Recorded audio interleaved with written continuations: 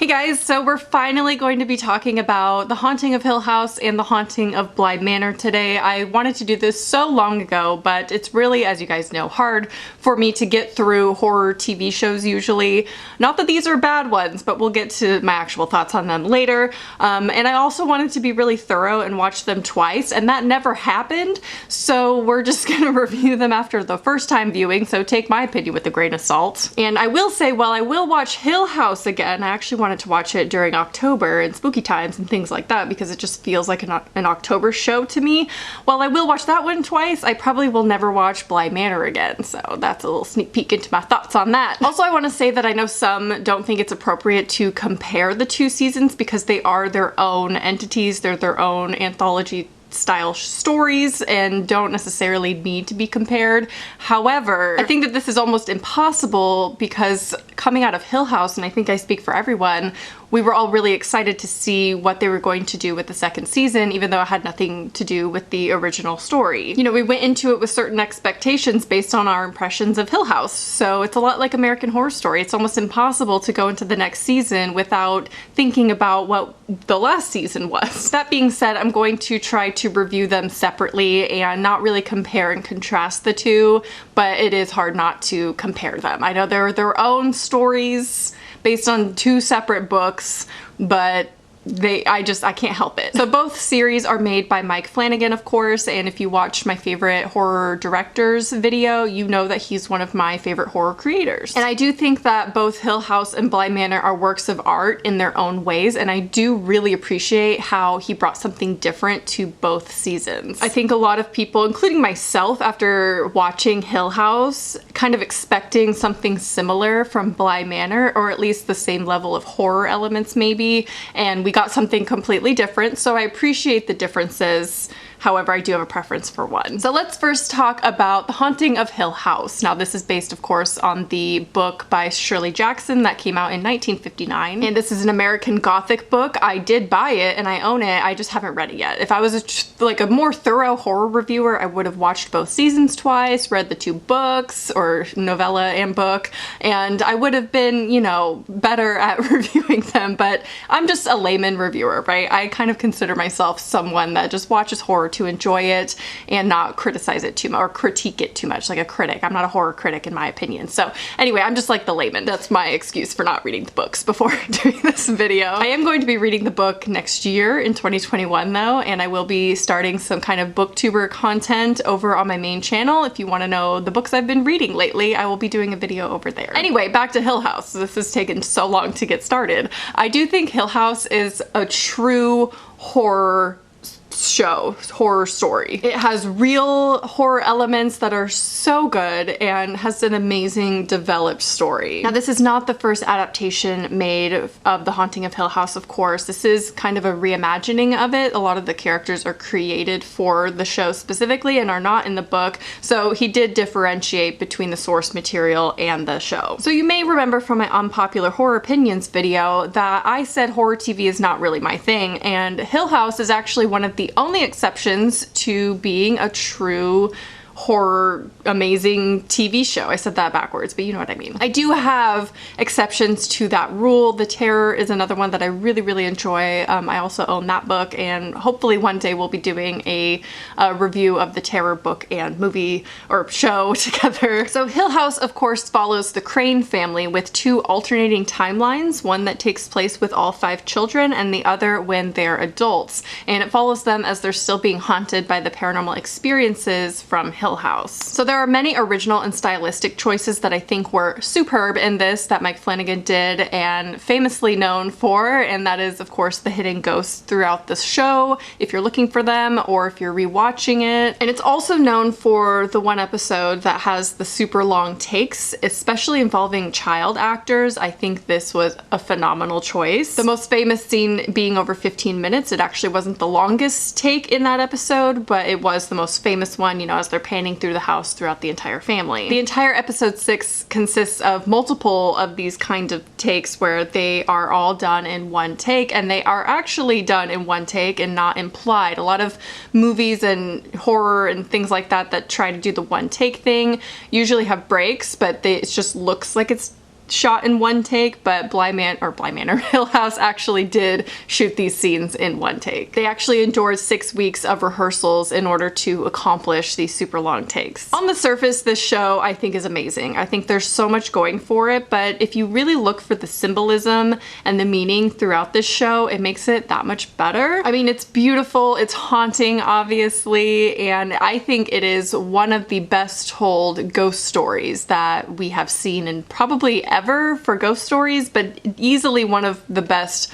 horror things that we have gotten in the last decade. So all 5 children are said to represent the 5 stages of grief, which I love that little detail and how it adds to their personalities. Also, I love and appreciate when directors will put little homages to their past work in whatever they're doing. So we see the Lasser glass in the first episode, which of course is from the movie Oculus, also done by Mike Flanagan. Now, I kind of had a joke once Bly Manor was announced that it was going to be an anthology style show. I think we knew that before Bly Manor was announced, but when they said they were doing another season and that Hill House was complete, I had made the joke that this show is what American Horror Story wishes it could be, which is a little mean because I will admit Ryan Murphy has obviously brought us some amazing horror content as well. I do enjoy many seasons of American Horror Story still, but if we're comparing, I just think one is way more artistic, has more depth, is more complex, probably a little slower. So if you want more like stuff and more horror and more action and things, American Horror Story is gonna be more for you. But if you appreciate a good story in addition to really amazing horror elements, I think Hill House is the one. That being said, I will say that this show does have some slow pacing here and there. Again, I'm not really accustomed to horror TV. I watch some of it here and there. I don't watch a lot of it, I'll admit that. And some of the scenes do kind of tend to drag on, or some of the episodes rather, feel a little bit like filler to lengthen the show. And while sometimes this is necessary, of course, to building the story and developing characters and things, this is one of the reasons why I tend to not always enjoy horror TV. I did want a lot more horror elements out of this. I feel like it could have been more packed. That's just me being selfish. I love what's in it, obviously, but of course, Hill House and Bly Manor are definitely more plot heavy and where you actually care about the characters and enjoy kind of following their story in addition to enjoying it as a horror show. I think it's really smart that they give enough time to each character to really develop an emotional connection with all of them, and I think it is necessary for plot building, but again, it can be a little bit slow sometimes. Overall, I think Hill House had amazing writing and amazing acting. I'm a huge fan of Mike Flanagan anyway, and although sometimes the pacing was a little bit off for me personally, I think this is easily one of the best things that we have gotten out of the horror genre in like 10 years. I love Hill House so much. I think it's a work of art. Now, some say Hill House is more drama than horror, and while I agree some episodes definitely felt that way, and I'll always want more horror out of it, I can't deny that there wasn't enough of it for me personally. So let's talk about the next season of the Haunting franchise, Bly Manor, which some say is more romance than horror. I personally think that Bly Manor is a little too on the nose with the romance. Personally, it was just too much romance for me, and it even calls itself a romance story, not really a ghost story, a horror story, I don't know, in the end, and kind of spoon feeds the viewer this information, and I didn't really appreciate that. But anyway, let's get into what it's about. So this, of course, is based on the Turn of the Screw novella by Henry James from 1898, and this is actually the 35th adaptation that was created based on the Turn of the Screw. We obviously got the Turning earlier this year in 2020. I would pass on that if I were you. And I think that's kind of intimidating to take on something that's been adapted so many times, because you have to bring something original to it. If you don't bring something new to the table, it's just going to be like everything else and be boring. So I do appreciate that Mike Flanagan did bring a new element to this story. And Mike Flanagan actually drew inspiration from other Henry James ghost stories, so it's not just pulling from the Turn of the Screw, it's a bunch of other stories as well. So this follows an American hired as an au pair for 2 children living at Bly Manor in the UK, and little does she know that the manor is actually haunted. If anything, this one feels more like visual poetry to me than maybe Hill House did. It is definitely so beautiful, and if you're not into horror that much, watch Bly Manor. I think this one out of the 2 is going to be for you. Although both stories are beautiful, I think this is the one that has the dark romance and very minimal horror. And I've realized through watching Bly Manor and reading The Invisible Life of Addie LaRue, I am not a romance gal. Not really a fan of it. Like I said earlier in the video, I was kind of expecting the same amount of horror that we got in Hill House going in, so that right off the bat was a disappointment because it took me so long to get through the first 4 episodes without there being much horror really going on. There were little things here and there, but it just definitely was not enough. If Hill House wasn't enough horror for me, Bly Manor basically to me has no horror in it. And I know that's controversial because there's obviously horror in it, but just so minimal that I don't even consider it a horror at all. And I don't want to be nitpicky or try to gatekeep what is and isn't horror by any means because it's all a matter of opinion. Just keep that in mind. This is just my opinion. I just did not feel that this was a horror TV show. I didn't get horror out of it at all because the horror elements that were actually in there were so juxtaposed with this romance and this drama story that the tension was never really there. And once we were exposed to some of the horror elements throughout the show a little bit more, they just failed to be scary for most of the season. And although I loved most of the casting, all of the adult casting I think was amazing. The children did get on my nerves a little bit and I feel bad saying that, I'm sorry, but they were a little annoying for me. I actually took a huge break between the first 4 episodes and the last 5 episodes. There was a huge chunk of time in there because I just could not do it. It wasn't as good as what I had anticipated. And I know we're not supposed to compare, but you cannot blame me when we're coming out of Hill House, which was so fantastic and amazing, in my opinion, to not expect something at least close to Hill House, and I didn't get that. And some of the story was a little bit convoluted for me, and I think out of either season, this is the one that probably deserved the second viewing the most if I was going to watch them before doing this video. That's not to say I hated the whole journey. I definitely cried in this journey. Like, it's sad. There's, you know, the romance and everything like that.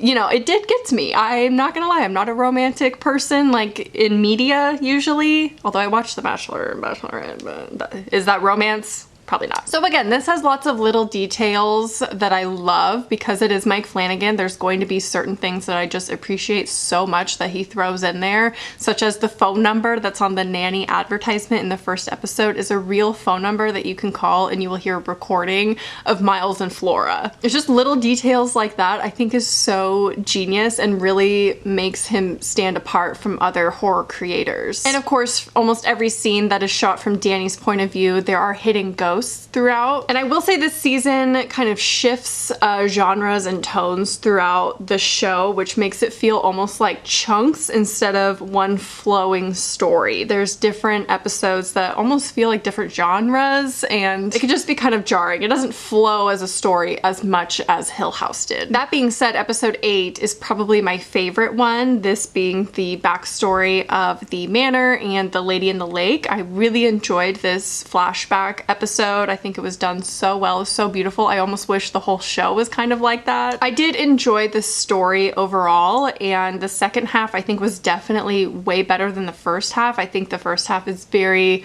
hard to get through if you're expecting a horror show. A lot of people were very surprised by this when they're watching, and I think this led to a lot of people, including myself, to be a little disappointed in it right off the bat just because we weren't getting those horror elements that maybe we were expecting. And then of course we hear the line that tells us it's actually a romance in the end and you're like, oh, I didn't know. I don't necessarily always love when something spoon feeds the viewer. I like to come to that conclusion, although it is kind of nice to get the clarification in the end, like, by the way, we intended it for it to be this way, so just so you know, it's like intentional and we didn't actually think this was scary. But still, that's just all my opinion. I think I'm hating on Bly Manor a little bit more than I probably actually feel about it. I just wanted to point out the things that I had issue with in this one because I think we can agree that it's a beautiful story and a really well done rendition of The Turn of the Screw. But if you, like I said, if you're a newbie with horror or you're not really into horror, definitely watch Bly Manor. It's an enjoyable watch once you get through the pacing of the show and accept that it's going to probably be something a little different than you're expecting. Also, maybe a little bit of a ripoff with American Horror Story, if I can add that in there, of Murder House, you know? So I would love to hear your thoughts on The Haunting of Hill House and The Haunting of Bly Manor,